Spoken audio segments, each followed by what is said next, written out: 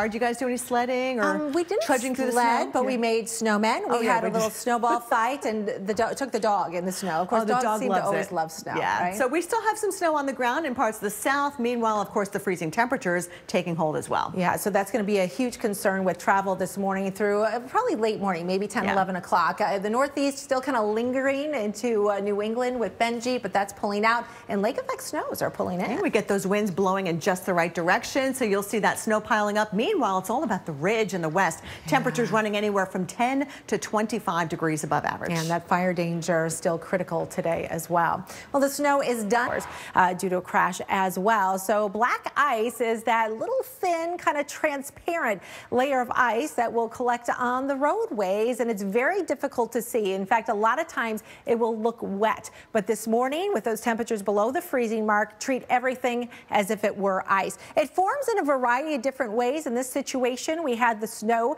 yesterday. It melted during the daytime hours, and then with the overnight temperatures below the freezing mark, it created this nice little coating of black ice on the roadways. Bridges and overpasses always get slick first, and one of the big things you really got to watch out for are those shaded spots that didn't get the sun yesterday, that didn't receive those warmer temperatures yesterday. Those protected areas can stay icy even after temperatures warm up later on today. So we generally think this will be a big problem in the south through about 10, 11 o'clock this morning, but still patches may continue later than that. Keep your steering wheel straight. If you do encounter it, you don't want to brake. You want to lift your foot off the accelerator, and hopefully that will keep you a little bit safer. And Kelly, I might want to mention, I was just talking to Dr. Postel, and he was telling us he saw cars spin out right and still not good today across southern parts of California. We've got multiple large wildfires that are burning, the worst of which the Thomas wildfire, more than 100,000 acres burned here, and at last check, it's still only 15% contained,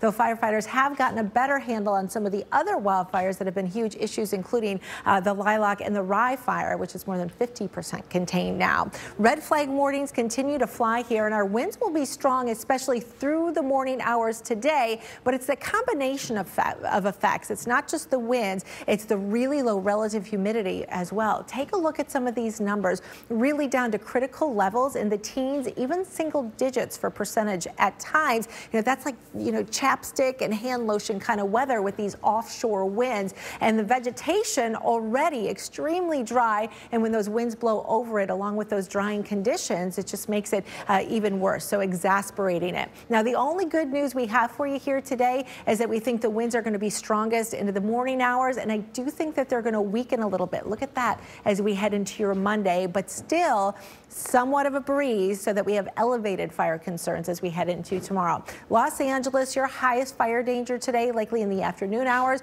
when our humidity is the lowest, and some of those gusty winds could be pushing in across the region.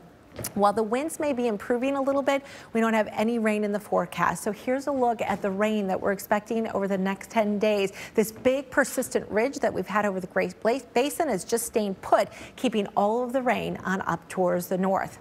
Well, from rain to snow, it's time for our winter weather update. We head over to the lab with